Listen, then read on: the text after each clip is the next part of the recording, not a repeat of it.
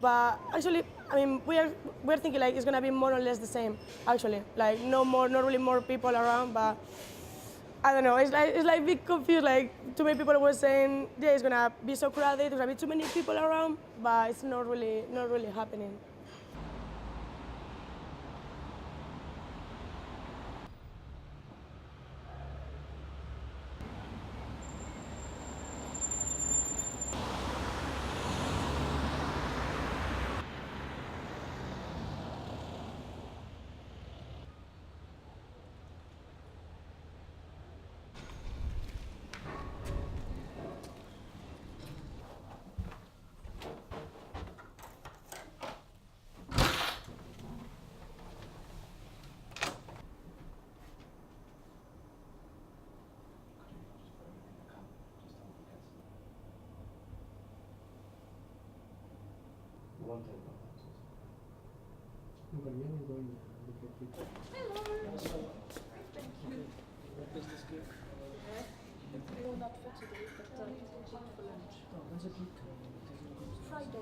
Just this fear factor of coming into London.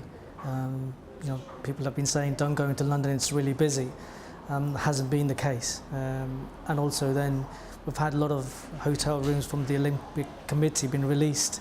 So that had a detrimental effect because they left it too late to release those rooms. Obviously then that meant we couldn't fill up just at a short notice really. I mean, I think the general sense of London being terribly quiet and not terribly busy is, in my view, overdone. I think it was slightly quiet at the weekend. I think we're seeing numbers coming through now for the beginning of this week, which are actually up on the previous period of last year. You talk to the people in, the guys at Covent Garden, for example, who are having record figures in there. So I think this is levelling out in a very satisfactory way. So when you get to the end of the games, I think there'll be a much more balanced picture. Do you consider, in your opinion, the pattern of activity around the Olympic Games clearly changes. Everybody knows and understands that.